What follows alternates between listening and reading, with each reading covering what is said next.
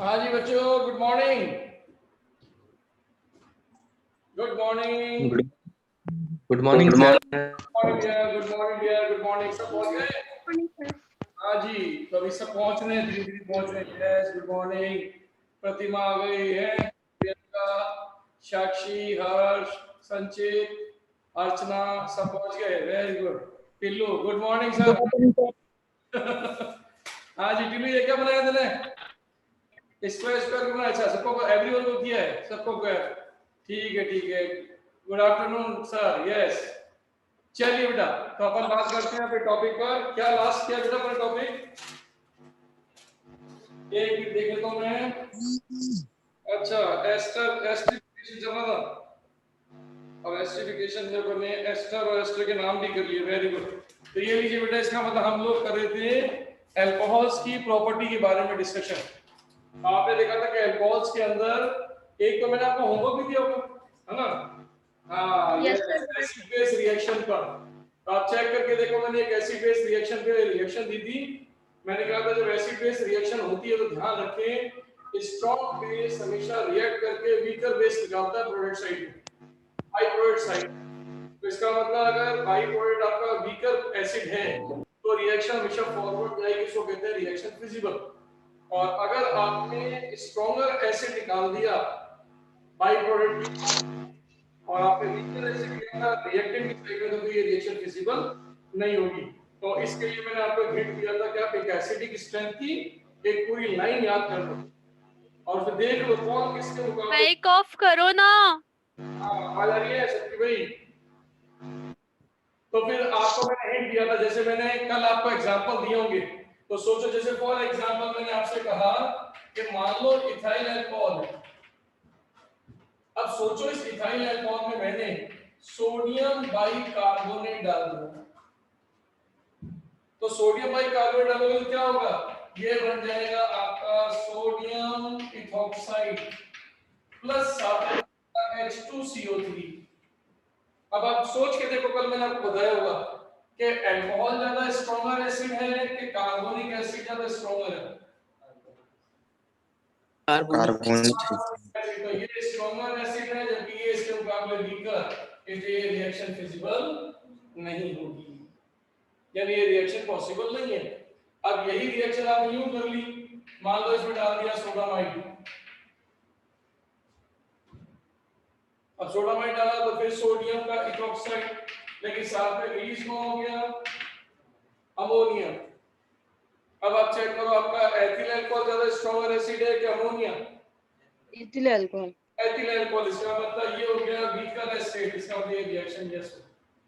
तो कल ये मैंने आपको एक रिएक्शन दी थी, और सोचिए अगर यही रिएक्शन में एसिडिक एसिड के साथ देगा तो आप चेक करके देखो, सोडियम बाइकार्बोनेट, तब के बाद आप रिएक्शन करोगे तो ये बनेगा आपका सोडियम एसीटेट और साथ में मिलेगा H2CO3। अब आप चेक करके देखो, स्ट्रॉन्गर एसिड कौन? एसिटिक एसिड के carbonic acid? Acetic acid. Acetic acid.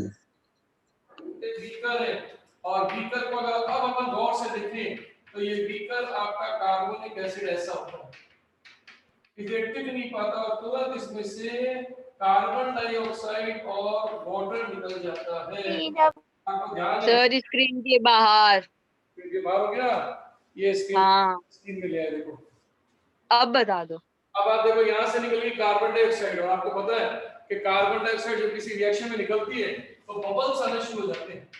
जैसे आप थम्स अप पीते हो, कोल्ड ड्रिंक्स पीते हो ना, वो ढक्कन खोलते हैं, जो बबल्स निकलते हैं वो इससे बबल्स होते हैं। तो अगर रिएक्शन में बबल्स निकलने लग जाए तो ये प्रूव करता है कि आपका एसिड स्ट्रॉन्गर है। इसको लैब में टेस्ट कहते हैं बेटा, मतलब एसिटिक एसिड को टेस्ट करना।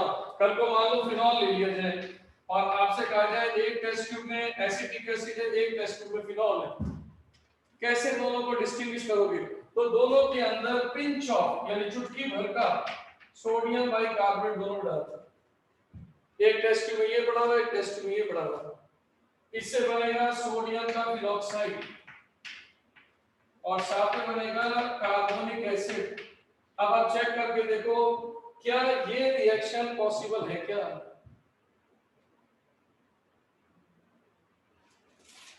फिनॉल ज्यादा नो सर। फिनॉल ज्यादा स्ट्रॉन्ग है कि कार्बोनिक? कार्बनिक। कार्बोनिक, इसीलिए ये स्ट्रॉन्गर होने से ये रिएक्शन नहीं देगा। तो एग्जामिनर आपसे कहेगा आपको किसकी टेस्ट ट्यूब में बबल्स, एफरवेसेंस, ब्रिस्क एफरवेसेंस, बुदबुदाहट आएगी? तो दोनों में से किस टेस्ट ट्यूब में बुदबुदाहट आएगी? सेकंड वाले में हाँ, सेकंड वाले, फर्स्ट वाले में। सर। ऊपर का फर्स्ट सेकंड थर्ड ऐसे गिनी ना तो। आज को रखने के लिए मैं तो इसको लाया ही नहीं, मैं टेस्ट ट्यूब नहीं बोल रहा, कर रहा हूँ।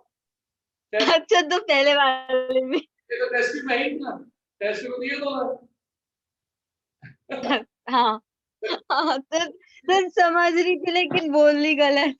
जल्दी ये मैं रोकना चाहता हूँ आपको इस चक्कर में। तो यहाँ बबल्स निकलेंगे, इसका मतलब ये स्ट्रॉन्गर एसिड है और ये वीकर एसिड है। तो ये मैंने कल होमवर्क दिया था, वो क्लियर हो गया? यस और नो? हो गया?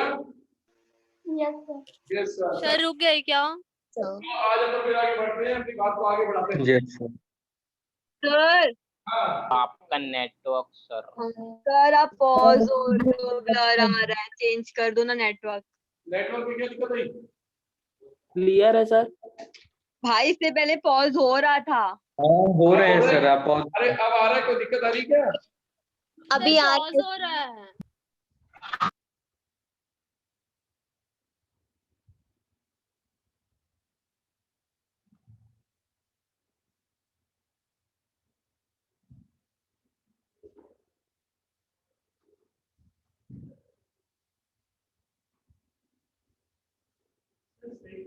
सही चल रहा है ना?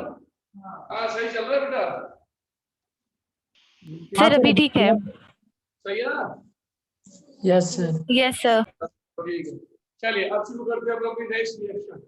आप हमारे बहुत इंपॉर्टेंट इक्वेशन लेने चाह रहे हैं, उस रिएक्शन का नाम है एसिटाइलेशन, हिंदी में बोलते हैं एसिटिलीकरण। यूं समझ लो कि इस रिएक्शन का आना आपको अति अति अति अति आवश्यक है। यूं समझ लो आपको हर चैप्टर में ये मिलेंगे, और इसका तरीका एक बार सीख जाओ तो फिर आपको रटने की जरूरत नहीं है। इस एक रिएक्शन के आने से आप सैकड़ों रिएक्शन बना सकते हो, सैकड़ों। तो मतलब आपको वो 100 से ज्यादा रिएक्शंस की बन जाएगी एक टेक्निक सीखने। इसको बोलते हैं एसिटाइलेशन। क्या होता है एसिटाइलेशन? बता दो। एसिटाइलेशन का मतलब होता है इस एसिटिल ग्रुप का जुड़ना। इस ग्रुप को बोलते हैं एसिटिल ग्रुप। ये ग्रुप कहलाता है एसिटिल, या हम इसको नाम देते हैं एसिटो।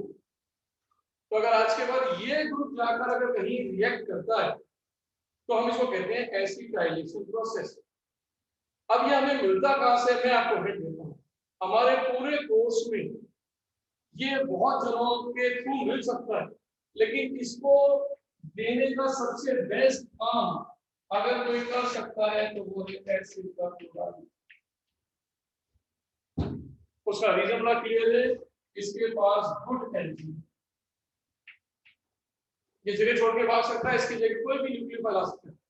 तो ये न्यूक्लियोफाइल वीकर है लेकिन गुड एनर्जी है, तो कोई भी स्ट्रॉन्गर न्यूक्लियोफाइल बड़ी जगह इसकी जगह आगे बढ़ जाएगा। ये वाला ग्रुप उस कंपाउंड में दिखाई देगा, इसीलिए अपन प्रोसेस को बोलते हैं एसिटाइलेशन।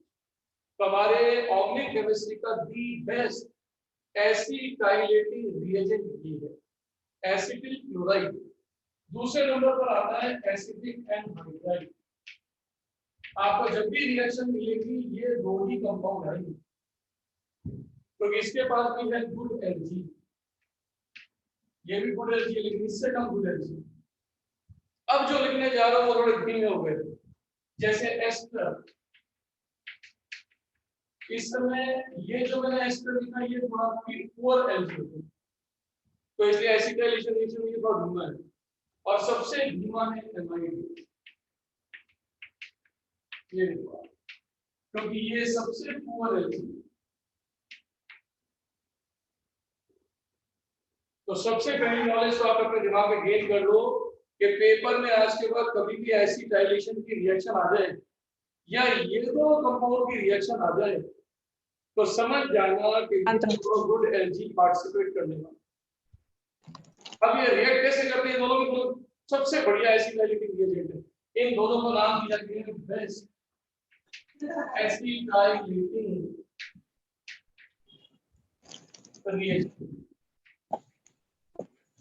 हमारी ऑर्गेनिक केमिस्ट्री का दी बेस्ट एसिटाइलिक रिएजेंट। अब ये करते कैसे काम है? इनका काम बड़ा आसान है। ये करते हैं SI2 प्रोसेस। एक बार इसको कर भी चुके हो और उसके बाद इसकी स्पीड खींच देना। देखो इसमें होगा क्या है, आज के बाद आप इनमें से कुछ भी ले लो, इन सबको मैंने एलजी कह दिया, ये सब एलजी हो गया आज के बाद। हमें तो ये कुछ नहीं है। तो सोचो जब भी आज के बाद आप इसके सामने कोई भी न्यूक्लियोफाइल डालोगे, चाहे स्ट्रॉन्गर चाहे वीकर, बहुत ही सिंपल सी रिएक्शन है, टू दी पॉइंट। न्यूक्लियोफाइल आके सीधा कार्बन पे अटैक करेगा। क्यों? क्योंकि कार्बन डेल्टा प्लस हो रहा है, क्योंकि इलेक्ट्रॉन तो ऊपर जाकर दिख रहा है डेल्टा नेगेटिव। तो ऐसे में इस न्यूक्लियोफाइल के आने से एलजी बड़ी आसानी से चला जाएगा।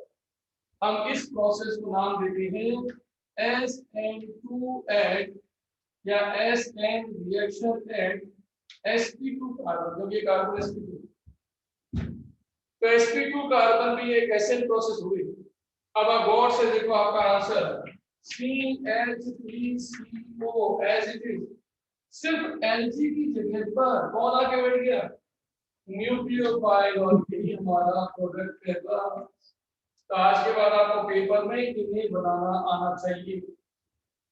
तो पेपर में आज के बाद एग्जामिनर इनको देगा, इसको या इसको, उसको भी देगा, लेकिन ये दो तो 100% है।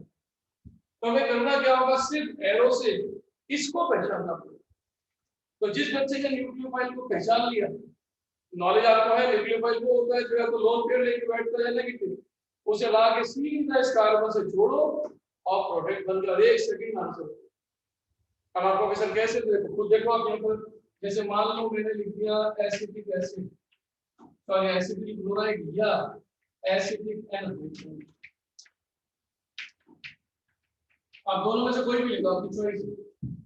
अब ये दोनों भागने वाले एल्जी। अब आप सोच के देखो, अगर मैं इसमें सपोज करो वाटर डाल दूंगा, आप देखो 1 सेकंड में आपको आंसर दिखेगा क्या दिक्कत है।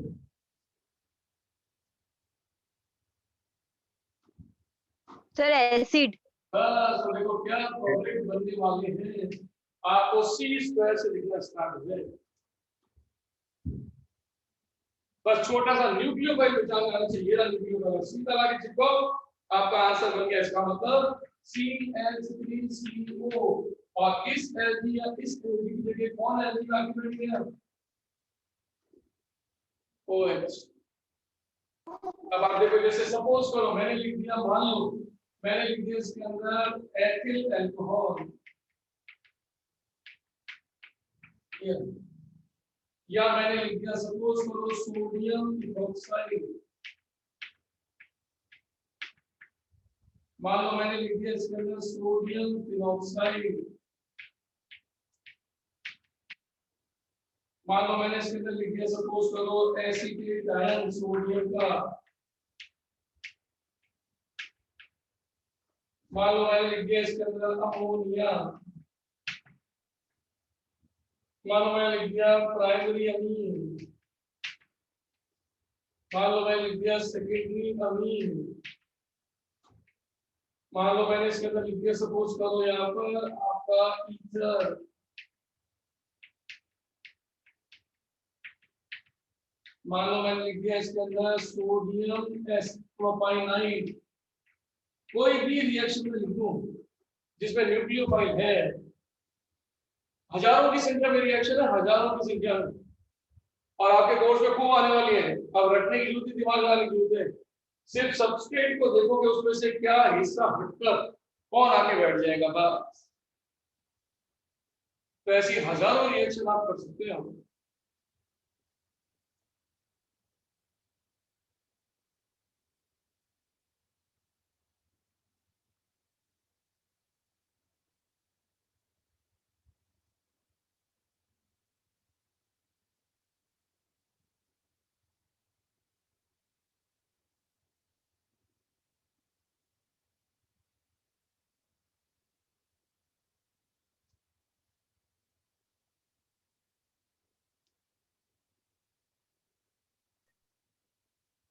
तो तेजी के साथ अपने प्रोडक्ट को बनाकर देखो और सोचो उनके नाम क्या क्या है। अगर ये दो कॉम्बिनेशन आपके अच्छे हो गए तो आपको कोई भी सेलेक्ट होने से नहीं रोक सकता, अगर आपकी स्पीड अच्छी है तो।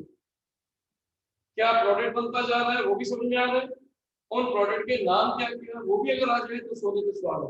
बहुत ही बढ़िया बेटा।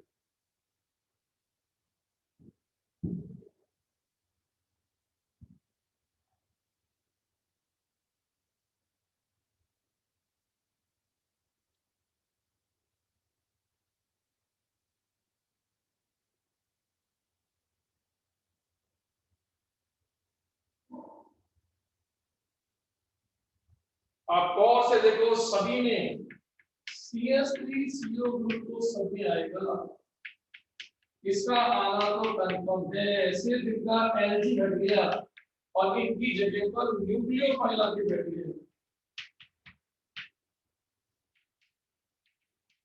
एसिटाइलेशन रिएक्शन में एसिटिक ग्रुप तो रहेगा ही, सिर्फ उसकी जगह पर नया न्यूक्लियोफाइल आके बैठ जाएगा। वो नया न्यूक्लियोफाइल कौन होगा, बस वो बच्चे को आना चाहिए।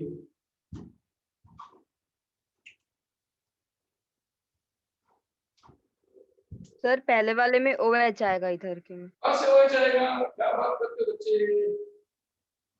एथिल एथेनॉइड बनेगा कंटिन्यू। मैं इसलिए बोल दिया ताकि उनको दिक्कत नहीं है, ये ट्रेड करेगा ना तो ये हिस्सा जाएगा। तो यहाँ पर OH कैसे आ सकता है, OC2H5 नाम बन जाएगा एथिल एसीटेट। अगर आप सोडियम फिनोक्साइड डालते हो तो ये न्यूक्लियोफाइल ये अटैक करेगा, ये आगे देगा, इसका नाम हो जाएगा phenyl acetate. Ethyl acetate, phenyl acetate. अब अगर ये हिस्सा अटैक करेगा तो देखो बन गया एसिटिक एनहाइड्राइड। इसे मैंने पिंक कलर की चौक लिया ताकि आपको डिफरेंस दिख जाए। न्यूक्लियोफाइल जो आ रहा है मैंने उसका कलर बदल दिया देखो। अब यहाँ से न्यूक्लियोफाइल कौन है, NH2 एसिटामाइड। यहाँ से ये न्यूक्लियोफाइल ब्रेक करेगा तो NHR, इसका नाम हो गया N-एल्किल एसिटामाइड। इसका नाम है सिर्फ एसिटामाइड, इसका नाम है N-एल्किल एसिटामाइड। और अगर अपना सेकेंडरी अमीन अटैक करता है तो N के ऊपर 2 आ जाएंगे तो डाई एल्किल एसिटामाइड। और अगर मान लो एसिड ईथर अटैक करता है तो ये बन जाएगा यहाँ पर एथिल एसीटेट। और अगर आपने यहाँ पर C ट्रिपल बॉन्ड को जोड़ दिया तो इसको कहते हैं आयनॉन। आयनॉन का मतलब आयन भी है ऑन भी है। तो बहुत सारे रिएक्शन भरी पड़ी है, सिर्फ बच्चे को न्यूक्लियोफाइल का पता होना चाहिए बस।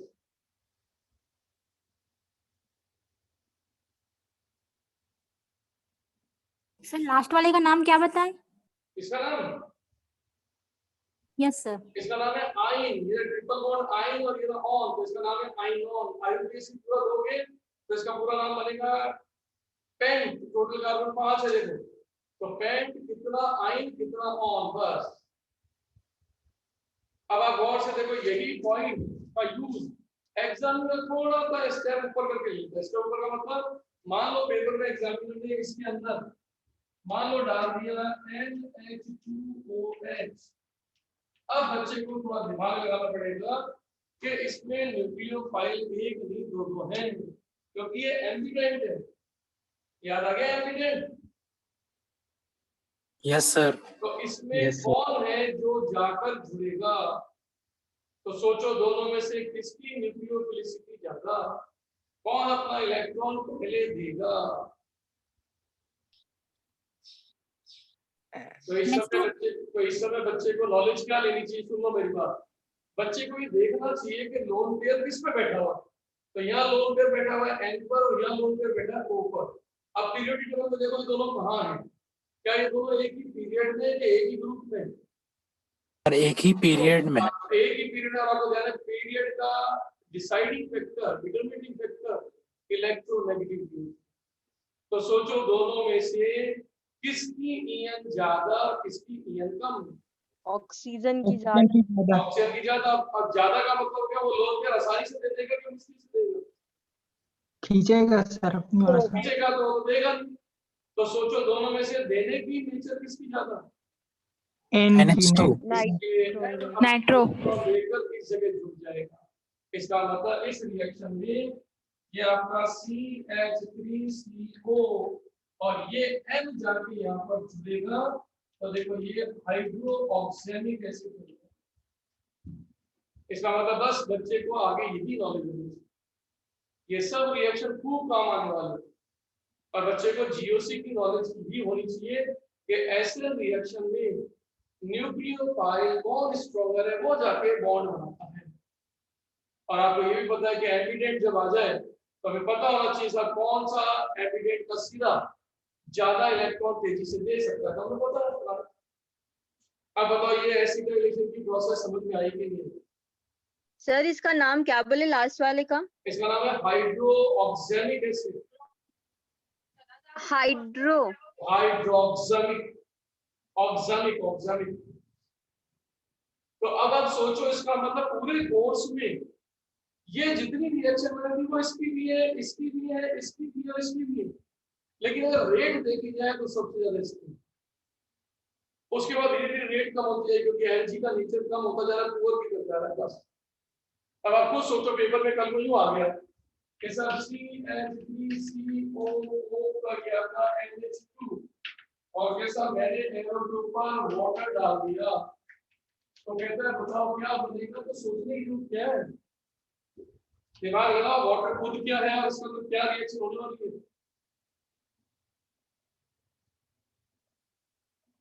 यही वाटर मैंने इन दोनों को डाला है, वही वाटर मैंने उसको भी डाला है, तो देखो सबका आंसर एक ही निकलेगा, CH3COOH।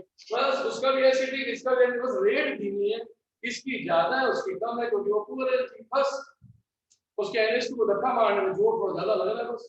तो सोचो कितनी हजारों रिएक्शन मिल जाएंगे इससे।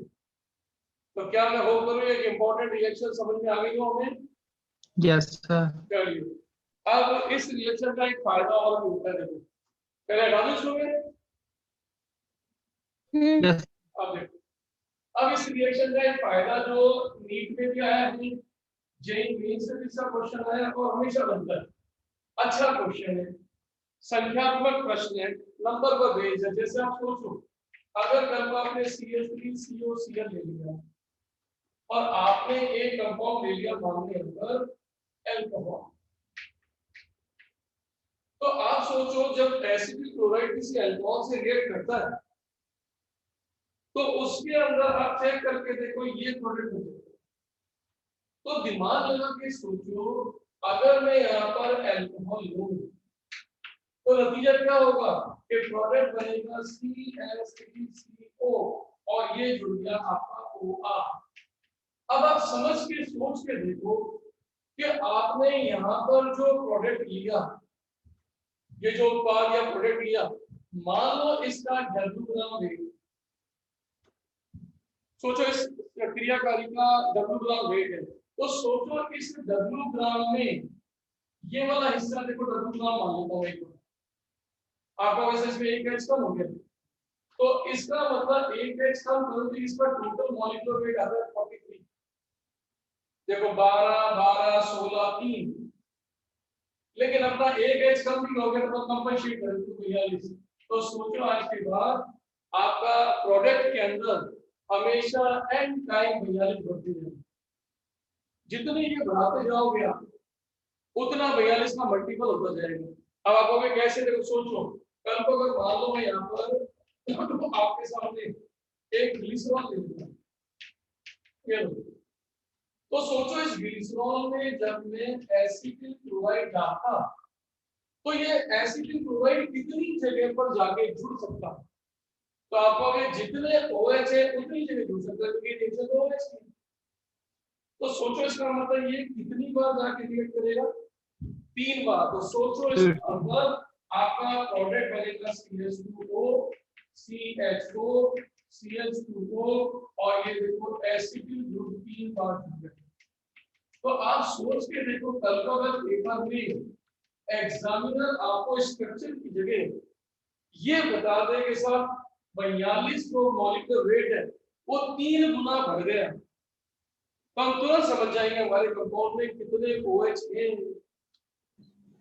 3 हुआ है। तो सोचो इसका मतलब इसका मॉलिक्यूलर वेट, तो आप चेक करके देखो इसका मॉलिक्यूलर वेट का फॉर्मूला होगा कि नंबर ऑफ OH। अब देखो अगर आज के बाद अपने को नंबर ऑफ OH को कैलकुलेट करना हो तो number of OH is equal to क्या हो जाएगा, molecular weight of product minus molecular weight of substrate upon 42। अगर आप 42 से भाग लगा दें तो आप चेक करो इसकी संख्या निकल के आ जाएगी। तो आप खुद ही देख लो, इसका मॉलिक्यूलर वेट जितना था वो मॉलिक्यूलर वेट अभी भी उतना ही है, सिर्फ 3 into 42 देखो 42 बताओ 43 से बने काम करके जोड़ दिया आपस में वही वाला वेट लाके। तो सोचो 42 3 बार 42, तो जब आप इसको इसमें माइनस करो तो आप समझ सकते हो इतना अपॉन 3, तो टोटल आपको 42 तो फिर काट के देखो 3 संख्या बाहर। इसका मतलब सोचो अगर एग्जाम में कल को आपको कह दे कि सब एक कंपाउंड है जिसके अंदर आपका एसिटाइलेशन करने पर मॉलिक्यूलर वेट 210 हो गया, तो कहता है बताओ उसके अंदर कितने OH लगे। तो आप सोचो 210 अगर वेट हो गया अगर आपका अंतर का, तो देखो 42 को डिवाइडेशन करोगे तो आपकी संख्या निकल के आ जाएगी कितनी, 5। इसका उसमें कंपाउंड में 5 OH प्रेजेंट है।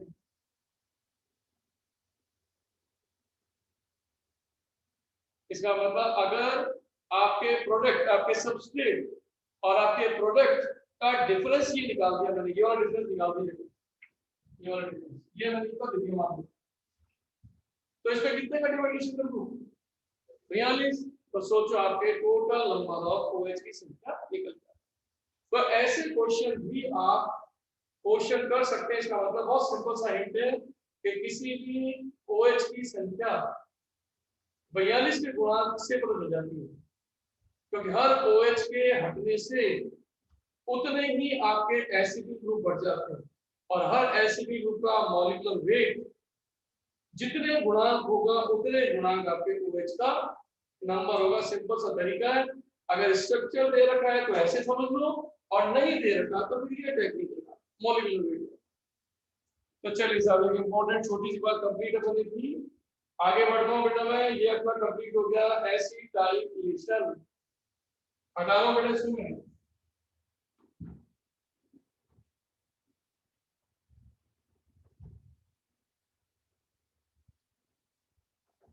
नंबर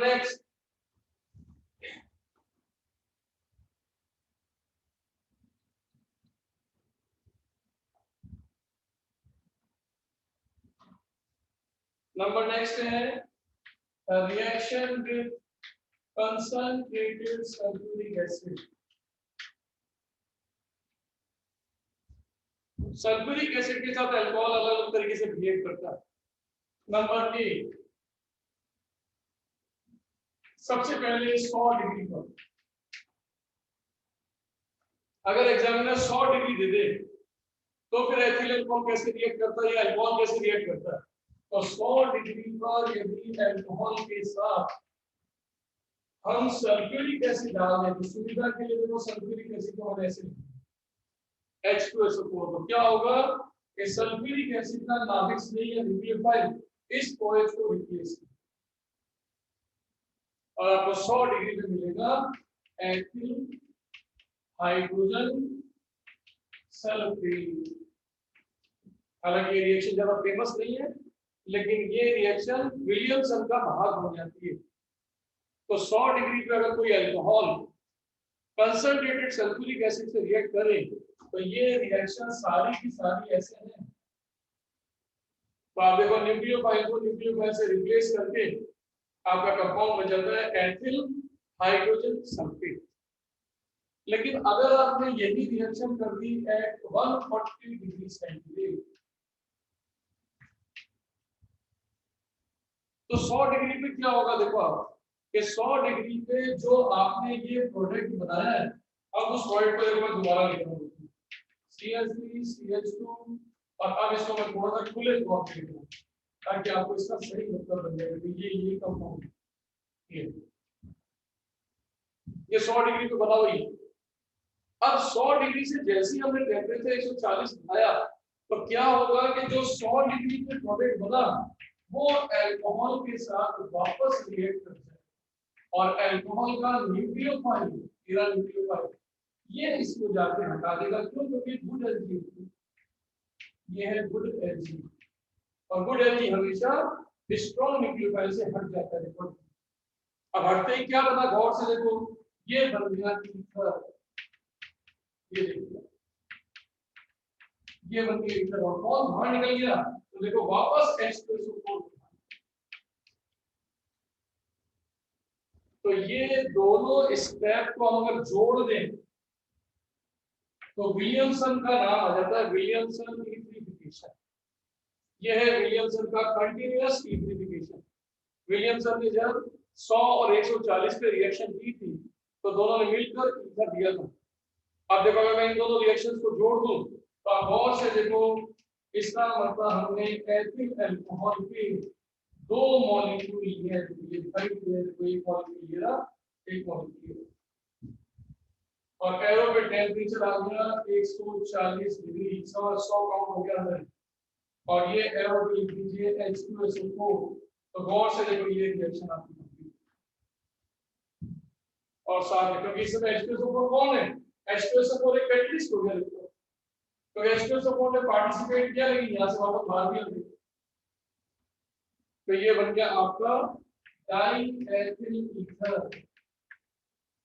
तो आज के बाद आपके सामने अगर एग्जामिनर बोल दे विलियमसन तो इस रिएक्शन का नाम है विलियमसन कंटीन्यूअस यानी कि अनवरत लगातार चलती है रिएक्शन ईथरिफिकेशन। ये विलियमसन की कंटीन्यूअस ईथरिफिकेशन है। ये रिएक्शन जो आपने एक लाइन में लिखी वो दो स्टेप में बोल दो।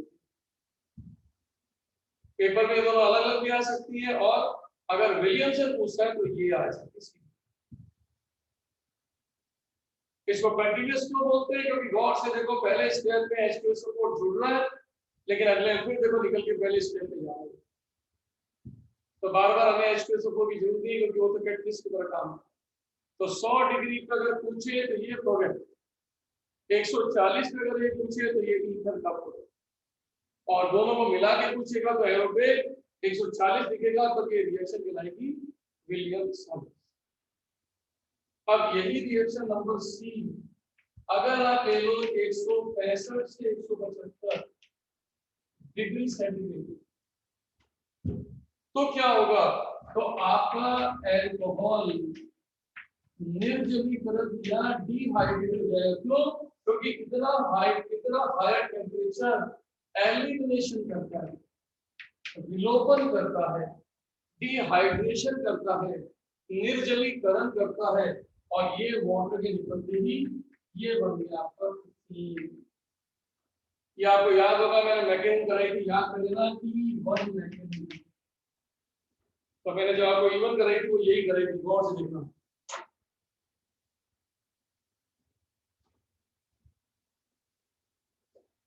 तो आज के बाद अल्कोहल कंसंट्रेटेड H2SO4 के साथ तीन तरह के बिहेवियर दिखाता है लेकिन टेम्परेचर के अकॉर्डिंग, जैसा टेम्परेचर हो वैसा मेजर प्रोडक्ट आप फॉर्म करते हैं। तो नोट कर लीजिए बेटा ये आपका अल्कोहल की reaction with concentrated sulphuric acid.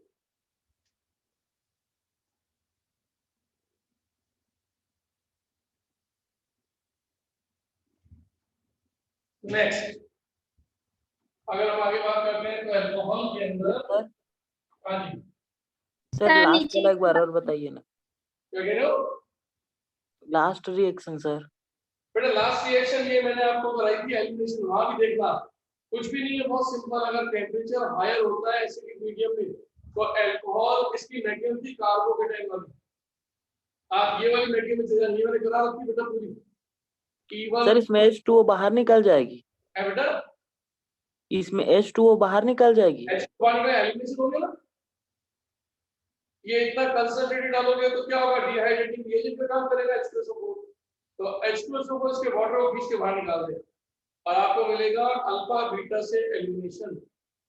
इसीलिए मैंने हिंट भी दे दिया था कि आपको दिक्कत आए तो ये पूरी मेटल प्रोटीन पूरा मैकेनाइज किया मैंने। Yes sir, thank you.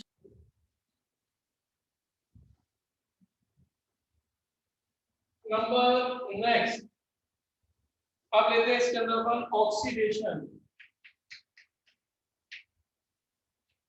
Oxidation तो यहाँ पर जो अपन अल्कोहलों का ऑक्सीडेशन लेते हैं उसका क्या मतलब होता है, वो किस कंडीशन में ऑक्सीडाइज होते हैं, पहले मैं एक जनरल कंसेप्ट आपको समझाया था।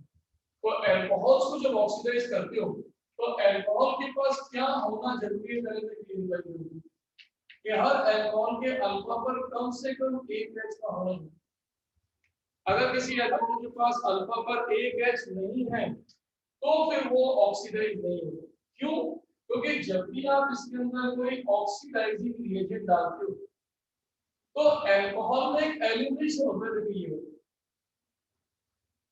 OH का H जाता है अल्फा कार्बन का H, अगर यहाँ पर H नहीं हुआ तो ये ऑक्सीडेशन पॉसिबल नहीं है। तो सोचो ये प्राइमरी अल्कोहल हो सकता है, ये सेकेंडरी अल्कोहल हो सकता है, लेकिन टर्शियरी नहीं हो सकता।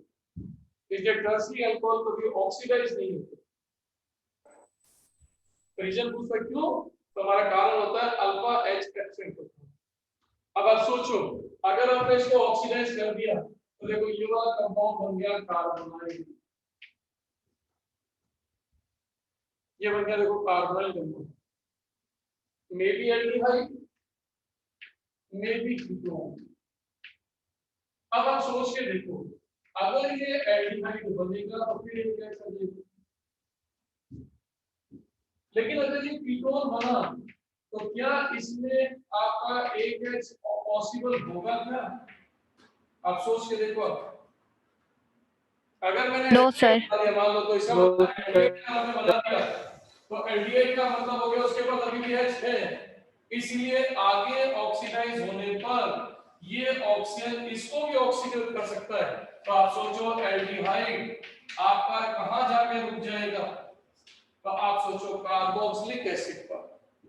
तो एल्डिहाइड आगे पुनः आगे फर्दर एसिड में ऑक्सीडाइज हो सकते हैं, लेकिन कीटोन्स पॉसिबल नहीं है। तो आज के बाद आप समझ जाना कि अल्कोहल प्राइमरी सेकेंडरी ही ऑक्सीडेशन में पार्टिसिपेट करते हैं, पहला पार्ट, उससे एल्डिहाइड कीटोन बनते हैं। लेकिन यदि एल्डिहाइड पुनः ऑक्सीडाइज हो जाए तो स्ट्रॉन्गर ऑक्सीडाइजिंग डालेंगे तो एक कदम और आगे बढ़ जाएगा, तो वो एल्डिहाइड एक कदम आगे कहां जाके रुक जाएगा, एसिड पर। लेकिन कीटोन वहीं ठस हो जाएगा। क्यों? क्योंकि कीटोन में कोई भी एक्टिव H बचा नहीं है, इसलिए उसका पॉसिबल नहीं है ऑक्सीडाइज। यही दो पॉइंट लेकर अपन चलने वाले, क्योंकि इससे मैंने आपको हिंट दे दिया कि सब ऑक्सीडेशन दो तरह के होंगे, माइल्ड एंड स्ट्रॉन्ग। माइल्ड का मतलब होगा अगर आपने कोई ऐसा ऑक्सीडाइजिंग एजेंट डाल दिया जो सिर्फ इतने ही ऑक्सीजन दे कि गाड़ी यहीं आके ठस रुक जाएगा, एल्डिहाइड पर कीटोन पे बस, इसको कहते हैं माइल्ड। और अगर आपने स्ट्रॉन्ग ऑक्सीडाइजिंग डाल दिया तो ये गाड़ी एक कदम आगे बढ़ के वहां पहुंच जाएगी। फिर आपको ये साथ नहीं मिलेंगे, इन साथ की जगह एसिड मिलेगा, लेकिन कीटोन कहता है मैं नहीं लूंगा कीटोन, तो क्योंकि इसके पास H नहीं है, कीटोन कीटोन फॉर्म में पड़ा है। तो ये बात अपन आप करने जा रहे हैं। तो यहाँ पर मैंने आपके लिए हिंट दिया है कि ऑक्सीडेशन दो तरह के हो सकते हैं। सबसे पहला मैं आपको समझाने जा रहा हूँ माइल्ड धीमा ऑक्सीडेशन। इस ऑक्सीडेशन में गाड़ी यहां से आगे नहीं जाएगी, सिर्फ यहां से लेकर यहां तक पहुंचेगी बस। तो इसको कहते हैं माइल्ड ऑक्सीडाइजिंग रिएजेंट। अब देखो ये, अब इसके लिए हमें जरूरत भी ऐसे रिएजेंट्स की है जो सिर्फ अल्कोहल को एक कदम चलाएं बस। तो वो माइल्ड ऑक्सीडाइजिंग रिएजेंट कौन कौन से, आपको हिंट दे दूं। वो माइल्ड ऑक्सीडाइजिंग रिएजेंट ऑक्सीडाइजिंग डाइजिंग reagents जो आपको दिए जाएंगे, तो सबसे पहला नंबर है कॉपर 300 डिग्री सेंटीग्रेड, या जिंक ऑक्साइड 300 डिग्री सेंटीग्रेड पर, या नंबर तीसरा पीसीसी, ये कुवत है, ये भी कुवत है। पीसीसी का मतलब होता है पेरिडीनियम, पेरिडीनियम क्लोरोक्रोमेट,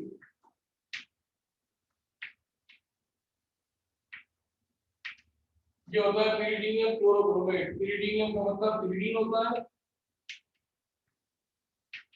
HCl होता है, और क्रोमियम का ऑक्साइड, इन तीनों को मिलाकर बनता है पीसीसी। इसकी जगह पर एग्जामिनर नंबर 4 एनपीएस ले सकता है, एन ब्रोमोसक्सिलामाइड, या एग्जामिनर ले सकता है कोई भी हेलोजन। ये मैंने क्लोरोफॉर्म आइडोफॉर्म में कराया था आपको, मैंने कहा था ऑक्सीडाइजिंग होता है। इसकी जगह आप ले सकते हो इसके अंदर यहाँ पर मैंगनीज डाइऑक्साइड MnO2, लेकिन ध्यान रखना इसका यूज करना हो तो ये दो ही तरह के अल्कोहल पे काम करता है, या तो एलाइनिक अल्कोहल पर या बेंजाइलिक अल्कोहल।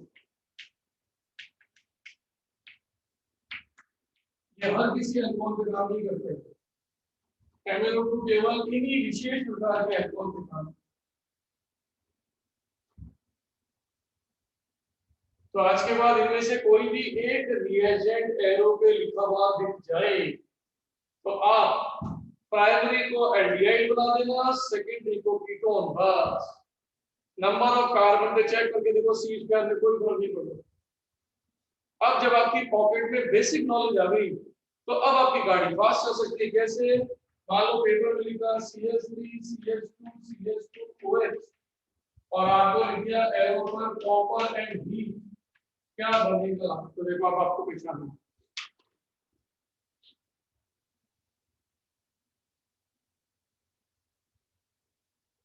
Sir aldehyde. तो इसका मतलब इस समय चेक करके देखो ये प्राइमरी है, तो नंबर ऑफ कार्बन में कोई फर्क नहीं पड़ेगा, यहाँ का है तो यहाँ का H से बड़ा हो गया। और देखो ये बन गया आपका इतने ही कार्बन का एप्रोप्रिएट एल्डिहाइड। अब यही कंपाउंड अगर मान लो लिख दिया जाता प्रोपेन टू ऑल,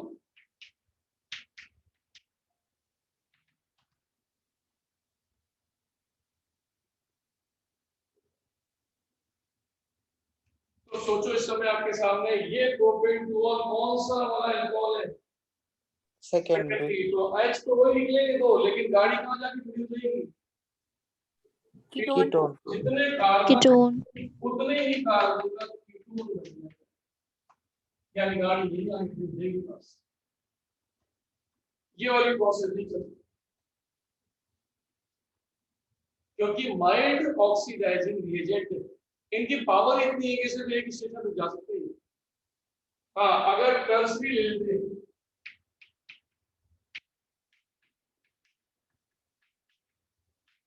तो देखो सुविधा के लिए मैं H बाहर निकाल देता हूँ, क्योंकि अल्फा और बीटा, क्योंकि जब आप कॉपर को गर्म करते हो तो गर्मी से ये वाटर,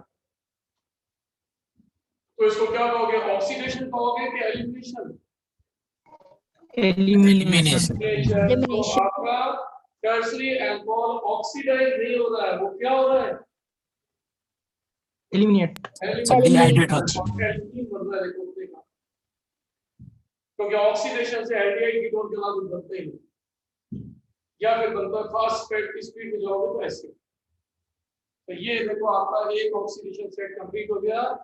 अगर अल्कोहलों को माइल्ड ऑक्सीडाइज किया जाए तो एल्डिहाइड कीटोन्स बनता है, इसका मतलब अल्फा में प्राइमरी से एल्डिहाइड और सेकेंडरी से कीटोन, बस। इसका मतलब टर्शरी अल्कोहल ऑक्सीडाइज नहीं होता है क्योंकि इसके पास अल्फा H नहीं है। तो नोट सर एक बार NBS का फुल फॉर्म बताइए। बेटा ब्रोमोसक्सिनामाइड, ये मैंने एल्कीन में आपको ब्रोमिनेशन में कराया था। पीछे के चैप्टर भूलते जा रहे हो, बदमाशों पढ़ते नहीं हो। ये पहले अपन कर चुके हैं। सर क्या बोले? N bromosuccinimide. अब आप देखो, ये आपके सामने है MnO2। ये सिर्फ तभी एक्शन में आता है जब अल्कोहल केवल ऐसा हो। अब आप कहोगे कैसे? तो देखो, जैसे सपोज करो मैं आपको इसको हटाकर एक छोटा सा एग्जांपल लिख रहा हूं। देखो आप,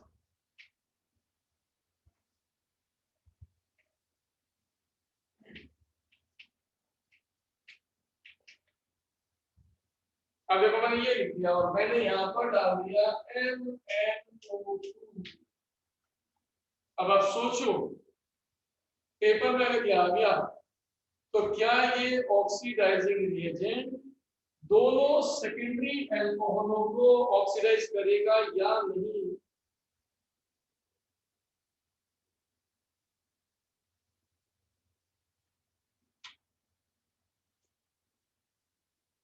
नो सर। क्या एक को भी नहीं करेगा या किसी एक को करेगा?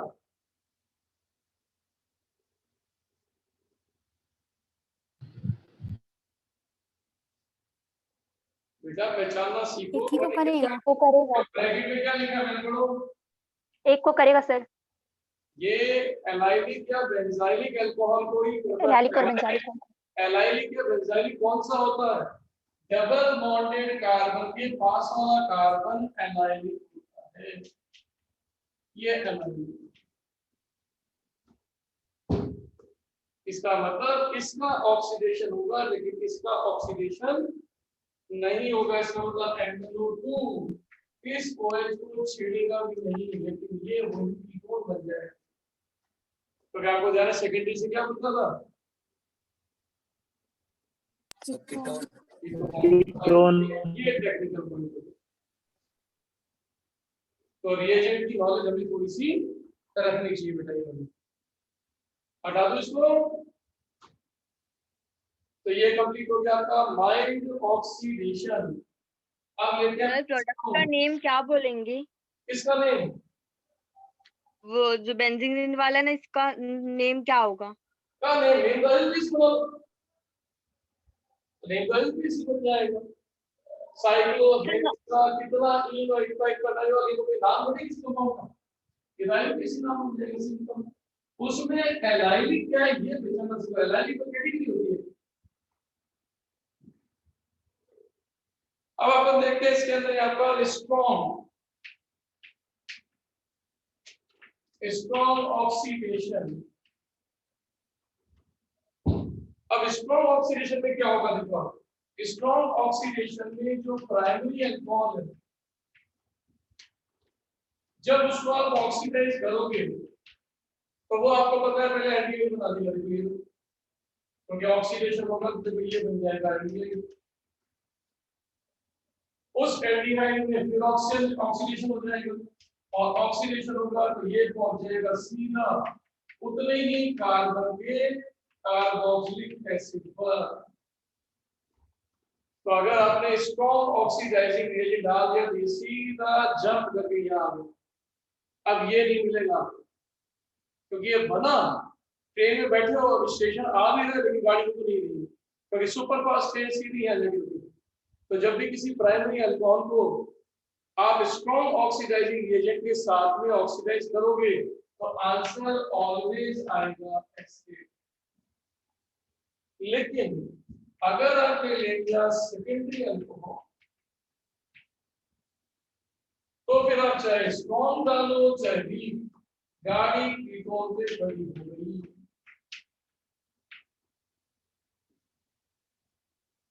इसका पुनः ऑक्सीकरण पॉसिबल नहीं है सामान्य परिस्थितियों। यहाँ पर वर्ड यूज कर सकते हैं इन नॉर्मल कंडीशन।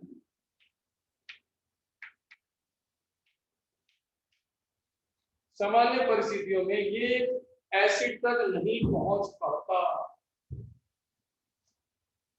लेकिन अगर आपने यहाँ पर प्रबल प्रवस्था है रख दी, कहते ड्रास्टिक कंडीशन, इसका ऑक्सीकरण हार्ड कर दो, ड्रास्टिक कर दो, तो फिर ये एसिड में टूट जाता है, तब इसका एसिड बन जाता है। लेकिन बनता किसके थ्रू है? एक रूल से बनता है, अकॉर्डिंग टू पॉपॉफ्स रूल। एक रूल ने इसको बनाया है कि पॉपॉफ नाम के साइंटिस्ट थे जिन्होंने इस ऑक्सीडेशन को क्लियर किया। उसने कहा कि सामान्य कंडीशन में रखोगे तो कीटोन से आगे गाड़ी बढ़ेगी नहीं।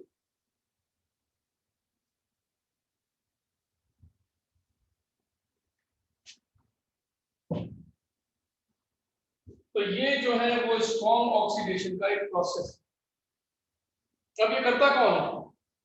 इसको करता है एसिडिक मीडियम में A2Cr2 स्ट्रॉन्ग ऑक्सीडाइजिंग एजेंट, या एल्कलाइन मीडियम में KMnO4 के साथ गर्म कर दो, या फिर डाल दो कंसंट्रेटेड नाइट्रिक एसिड। ये है वो स्ट्रॉन्ग ऑक्सीडाइजिंग एजेंट। अगर ये कभी एरो पे लिख के दिख जाए तो ये वाले चेंजेस पॉसिबल।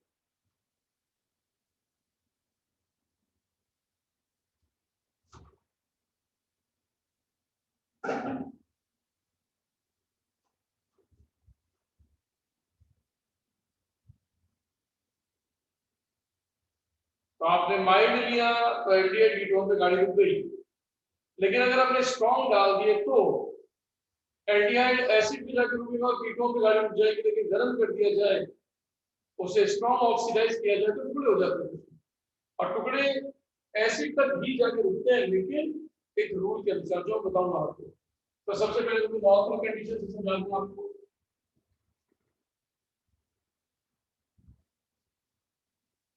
जब ये CH3CH2CH2OH यहाँ डाल दिया आपने, सपोज करो PCC, और यहाँ डाल दिया सपोज करो आपने एल्कलाइन में KMnO4 और गर्म का साइन। अब देखो दोनों रिएक्शन में आपका अंतर,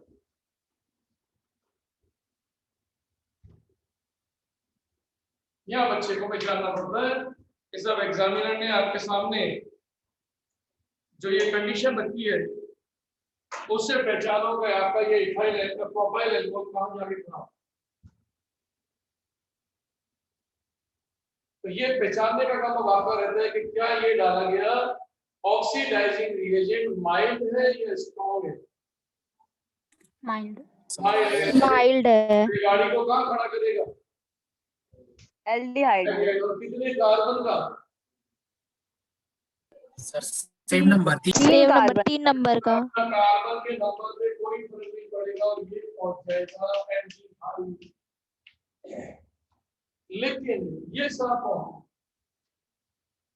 माइल्ड स्ट्रॉन्ग ऑक्सीडेशन। तो ये स्ट्रॉन्ग ये इसको उठा के कहां तक पहुंचा देंगे? एसिड तक के। एसिड। ये रहा। इसका मतलब ये इतने ही कार्बन का बन जाएगा कार्बोक्सिलिक एसिड। पकड़ में आ गया? अब आप सोचो, अगर यहाँ पर लिख देते आइसोप्रोपिल अल्कोहल,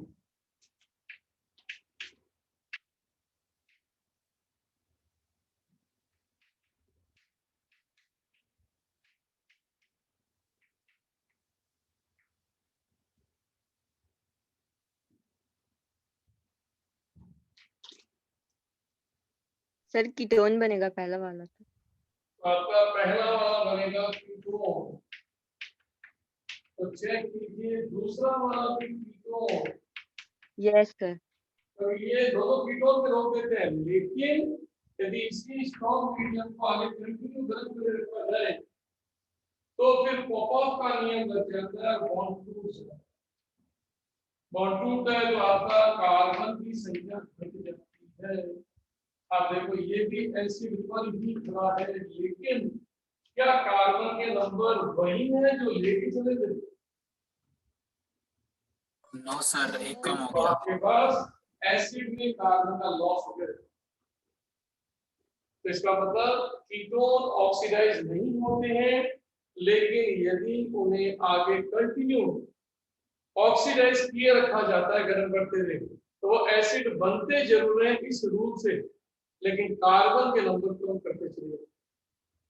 अब ये कम कैसे होते हैं वो मैं आपको आज हिंट देता हूं, लेकिन पहले इसको स्नैपशॉट कर लीजिए, फिर अपन आगे बढ़ते हैं।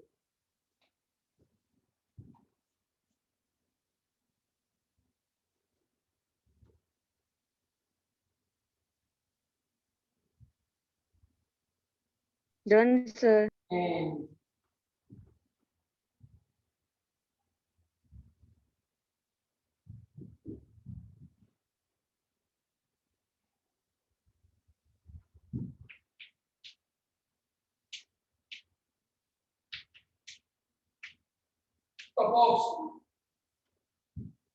Carboxyl और ketones, ये कीटोन्स के लिए। अब आपको ध्यान है कीटोन दो कैटेगरी के होते हैं, एक होते हैं आपके सिमेट्रिकल और एक होते हैं आपके अनसिमेट्रिकल।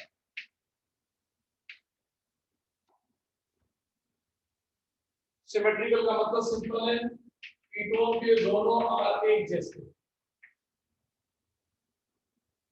और अनसिमेट्रिकल का मतलब बिल्कुल सिंपल है कि दोनों के दोनों आर में अंतर है। इसको सिमेट्रिक और अनसिमेट्रिक बोलते हैं। तो सोचिए जैसे आपके सामने CH3 CH2 CO CH2 CH3 लिखा जाए, तो ये सिमेट्रिकल हुआ कि अनसिमेट्रिकल? Symmetrical बोलेंगे। Symmetrical. तो ऐसे में जब भी इनका आगे ऑक्सीजन होगा, तो आप किसी भी अल्फा कार्बन का बॉन्ड तोड़ दो, सोचने की भी जरूरत नहीं है कि अगर बहुत स्ट्रॉन्ग या प्रबल ऑक्सीडाइजिंग एजेंट के साथ गर्म कर दो तो वो बॉन्ड टूट जाएगा जो मेन कीटोन और अल्फा कार्बन के बीच का है। और चूंकि दोनों एक जैसे हैं, कहीं से भी तोड़ दो, कहीं से भी तोड़ोगे तो देखो शुरू में तो कार्बन थे 5, लेकिन जब टुकड़ा हुआ तो 3 एक तरफ हो गए और 2 एक तरफ हो गए। तो ये 3 वाला ऑक्सीडाइज होकर 3 का एसिड बना देगा,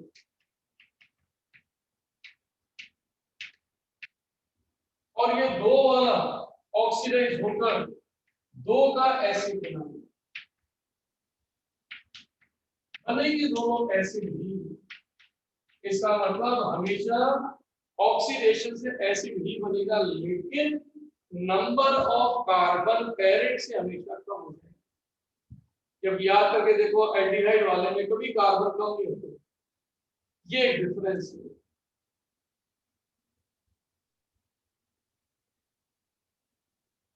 तो सिमेट्रिकल होने पे मर्जी है कहीं से भी काट दो, कोई फर्क नहीं पड़ेगा। अब आप चेक करो अनसिमेट्रिकल।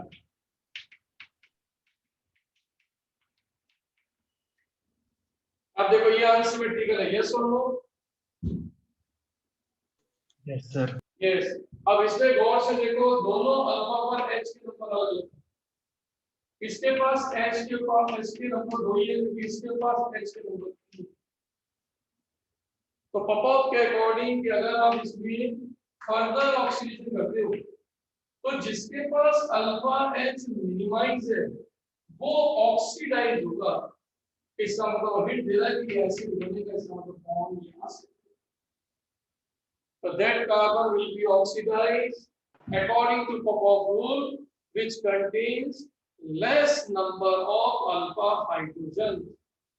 तो आप दोनों अल्फा हाइड्रोजन चेक कर लेना, जिसके पास H कम हो वो एसिड में ऑक्सीडाइज है। तो ये वाला कार्बन अगर ऑक्सीडाइज हो जाए तो एसिड, और ये वाला कार्बन ऑक्सीडाइज होता है तो भी एसिड। तो आप चेक करके देखो दोनों के दोनों एसिड। तो इसका मतलब हमारी बात का एक छोटा सा कंसेप्ट है कि ketones generally no further oxidise into acid in a general way, but in a drastic condition, in a strong oxidizing reagent, they oxidize into acid, but according to Pop's rule. जब भी आपके paper में question आएगा तो general वे में आएगा, और general वे में आएगा तो कीटोन पे गाड़ी रुकती नजर आएगी। अब बताओ मेरी बात समझ में आ गई? यस और नो? Yes sir. इसमें भी मेजर माइनर कुछ होगा क्या? हाँ होगा, मेजर में ये मेजर कितना है, माइनर तो मर्जी है, तब माइनर में क्या हो गया सर, ये माइनर हो गया। चलिए बेटा, तो ये आपका सारा कंप्लीट हो गया अल्कोहल पार्ट। अब लेता हूं मैं इसके अंदर यहाँ पर आपका फिनॉल। देखो ये फिनॉल के अंदर जो रिएक्शन काम की कुछ टेस्ट अपन इनके एक साथ करते हैं। तो ये देखिए यहाँ पर आपका फिनॉल, इस फिनॉल का अगर कोई स्ट्रक्चर देखें तो ये फिनॉल, इसको फिनॉल क्यों बोला गया? क्योंकि फीन का मतलब होता है बेंजीन। तो फीन का मतलब होता है बेंजीन। तो सोचो अगर बेंजीन के नेम पे होना है फिनॉल, तो हम इसको बेंजीनॉल भी कह सकते हैं। फीन और बेंजीन एक ही है, तो फीन के आगे ऑल लगाओ चाहे बेंजीन के आगे ऑल लगाओ, एक ही बात। या फिर इसका एक दूसरा नाम होता है, इंडस्ट्रियल नेम होता है कार्बोलिक एसिड। इसको कार्बोलिक एसिड बोलते हैं फिनॉल को। क्यों? क्योंकि कार का मतलब होता है कोयला और ऑलिक का मतलब होता है ऑयल, यानी ये गोल ऑयल से बनता है। इसको नाम देते हैं कार्बोलिक एसिड, ये फिनॉल। अब फिनॉल बनता कैसे? तो फिनॉल को बनाने का जो एक पहला मेथड है वो तो सिंपल मेथड है बाय बेंजीन। हालांकि बहुत फेमस मेथड नहीं है कि अगर हम बेंजीन को वेनेडियम पेंटाऑक्साइड से रिएक्ट कराएं, लेकिन टेम्परेचर 350 का, तो क्या होगा? वेनेडियम पेंटाऑक्साइड जो नवजात या नेसेंट ऑक्सीजन देगी वो इसको बना देगी फिनॉल। ये देखो, तो टेम्परेचर 300 350 के आसपास वेनेडियम ऑक्साइड एक ऑक्सीडेशन करता है जिससे बेंजीन ऑक्सीडाइज होकर फिनॉल बनता है। तो बहुत अच्छी रिएक्शन नहीं है, लेकिन सेकंड नंबर रिएक्शन कंपैरेटिवली ज्यादा इंपॉर्टेंट। कि क्या किया जाता है, इस बेंजीन में फ्रीडल क्राफ्ट रिएक्शन कर दी जाती है। क्या तो आपको देखिए फ्रीडल क्राफ्ट रिएक्शन याद होगी, याद है मेरे एचसीआर को रही थी Friedel craft reaction electrophilic substitution में। सोच के बताओ क्या बनेगा? क्यूमीन। क्यूमिन। तो ये बनता है Yes, sir.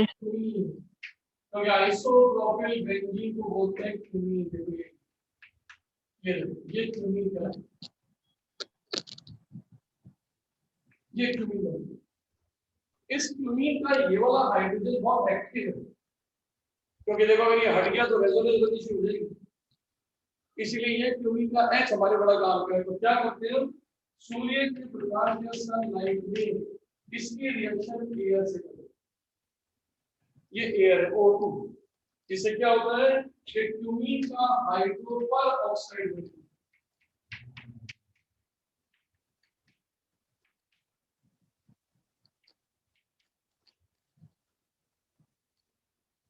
ये देखो, ये क्यूमीन का हाइड्रोपर ऑक्साइड, ये क्यूमीन हाइड्रोपर ऑक्साइड को हम कर देते हैं हाइड्रोलाइसिस, और हाइड्रोलाइसिस करते ही ये बॉन्ड शिफ्ट होना शुरू हो।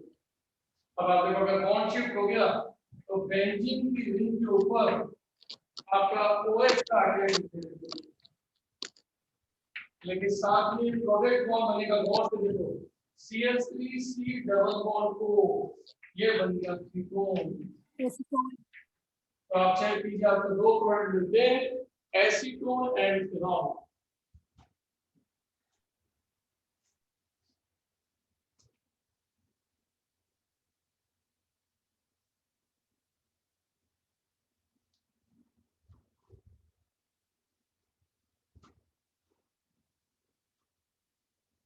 नंबर, अब ये तो था एक नॉर्मल सी प्रोसेस, लेकिन थोड़ी सी काम की बस। हटा दो बेटा इस पेपर। Yes, sir. अब देखो इंडस्ट्रियल, औद्योगिक निर्माण, इंडस्ट्रियल यानी लार्ज स्केल पे बनाना हो फिनॉल को, तो फिर दो मेथड मेन काम आते हैं। पहला मेथड होता है राशिंग प्रोसेस।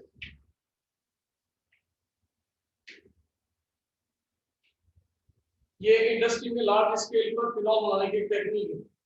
इस टेक्निक में क्या किया जाता है, बेंजीन को, सुविधा के लिए इसका एक्स बार आपको दिखा रहा था, क्या आपको समझ में आ जाए। इस बेंजीन के साथ मिलाई जाती है एयर, फ्री में आती है, कोई दिक्कत नहीं, कोई खर्चा है, साथ में मिला दी जाती है इसके अंदर HCl गैस, और इस सबको मिलाकर मिश्रण को डाला जाता है कॉपर आयरन के ट्यूब में से, जिसका टेम्परेचर 250 के आसपास। कॉपर आयरन की ट्यूब में से जब तीनों के मिक्सचर को पास किया जाता है, निकाला जाता है, तो ये इसमें से वाटर निकलता है, तो आपको मिलता है क्लोरोबेंजीन।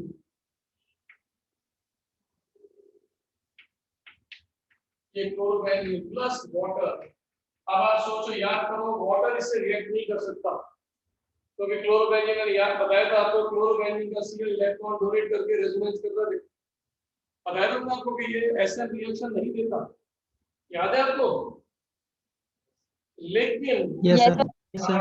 लेकिन अगर हम इसमें सिलिका के साथ टेम्परेचर को दोगुना कर दें, तो फिर आप देखो सब्स्टिट्यूशन, ये ऐसा रिएक्शन हो जाएगी हाई टेम्परेचर। अब आप देखो हाई टेम्परेचर पे जैसे ही न्यूक्लियोफिलिक सब्स्टिट्यूशन होगा, जो HCl गैस निकलेगी वापस, देखो पहले वाले था, तो HCl को बार बार लेने की जरूरत नहीं है, ये रोटेट होती रहती है। और अब आप चेक करो, आपका प्रोडक्ट बन गया फिनॉल। तो लार्ज स्केल पे फिनॉल बनाना हो तो फिर रशिंग प्रोसेस बेस्ट।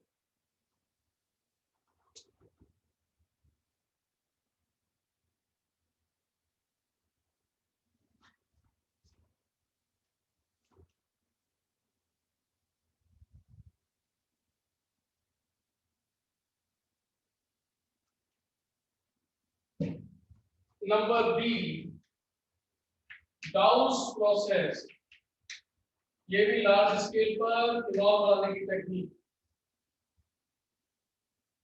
फिनॉल का प्रिपरेशन कोई बहुत बड़ा मेथड अच्छा नहीं है, लेकिन कुछ एक इंडस्ट्रियल मेथड है जो भी याद जरूर रखने पड़ते हैं। इंपॉर्टेंट तो नहीं होगा, लेकिन याद करने पड़ते हैं। डाउस प्रोसेस, डाउस प्रोसेस में क्या होता है, लिक्विड क्लोरोबेंजीन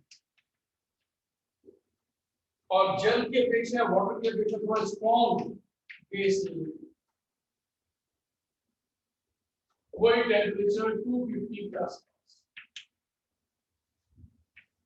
ये न्यूक्लियोफिलिक सब्स्टिट्यूशन, NaH के OH के द्वारा Cl का सब्स्टिट्यूशन।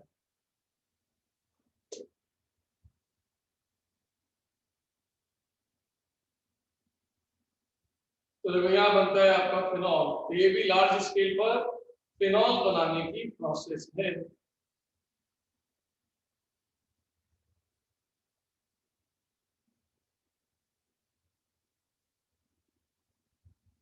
तो फिनॉल की प्रिपरेशन आपकी सारी कंप्लीट, हटा दो इसको बेटा। yes, sir. Yes. अब आप देखो फिनॉल के अंदर, हालांकि हम एस की रिएक्शन तो सारी कर चुके हैं, याद होगा, ब्रोमीन वाटर के साथ भी कर चुके हैं, पिक्रिक एसिड का नाइट्रिक एसिड की रिएक्शन भी कर चुके हैं, तो वो रिंग की रिएक्शन तो सारे कंप्लीट कर चुके हैं एस में। तो कौन सी रिएक्शन थोड़ी और एक्स्ट्रा बची होंगी, तो सोचो सबसे पहले नंबर की एसिडिक नेचर, ये अभी आप जस्ट करके कल जो होमवर्क दिया था वो आप कैसे ले भैया, मेरा फिनॉल,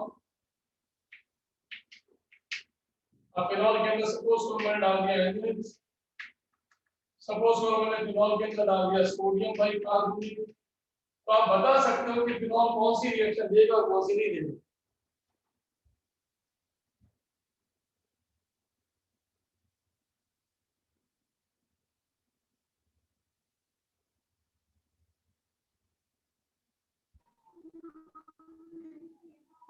सेकंड वाला देगा सर।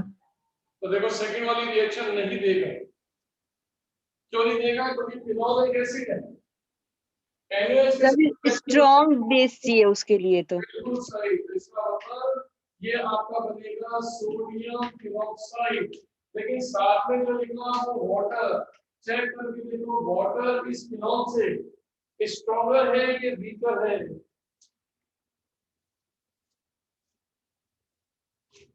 वीकर है। वीकर है। इसका Weaker है। एसिड है, इसका मतलब ये रिएक्शन फिजिबल है, क्योंकि वीकर निकलना चाहिए वहां पर। अब यही रिएक्शन अगर यहाँ लिखूं तो सोडियम फिनॉक्साइड, लेकिन ये बन गया कार्बोनिक एसिड, लेकिन कार्बोनिक एसिड स्ट्रॉन्गर है। तो अभी आज मैंने होमवर्क भी किया था, आज भी डिस्कस किया था, इसका मतलब ये रिएक्शन फिजिबल नहीं है। नंबर बी, ये भी इंपॉर्टेंट रिएक्शन है विद PCl5। अब याद करो मैंने PCl5 की सारी रिएक्शन एक साथ कर दिया। अगर आपको याद हो तो सोच के बताओ, फिनॉल के साथ अगर PCl5 डाल देंगे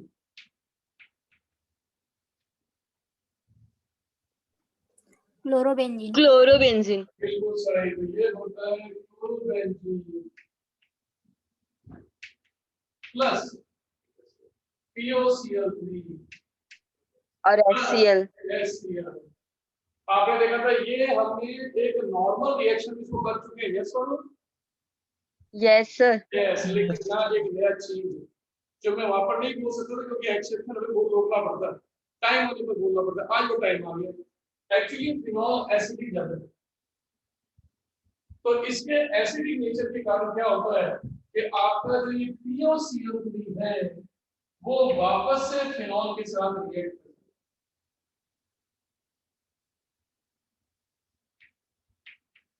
ये देखो, ये जो फास्फोऑक्सीक्लोराइड है ये फिनॉल के साथ उसके एक्टिव हाइड्रोजन के साथ वापस 3-3 मोल रिएक्ट करेंगे।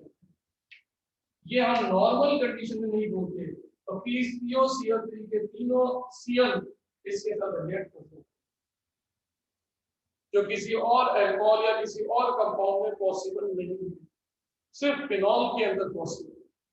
तो सोचो आपका प्रोडक्ट 3 HCl के निकलने पर आपको देता है ट्राइफेनिल फॉस्फेट।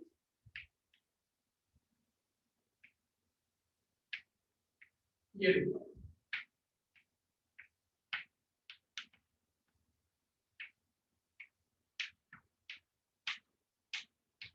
ये इसको ऐसे भी लिख सकते हैं, इसका नाम है TPP, ट्राइफेनिल फॉस्फेट।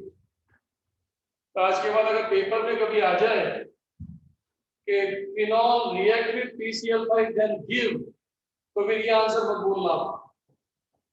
ये मैं ट्रिक में जरूर कराया था, लेकिन वो जान कर से, ताकि बाकी इफेक्टेड ना हो। अब आज के बाद आप बोलोगे with phenol and PCl5 always as a major product, that is triphenyl phosphate। ये आपको ध्यान रखना है, ये फिनॉल के साथ रिएक्शन।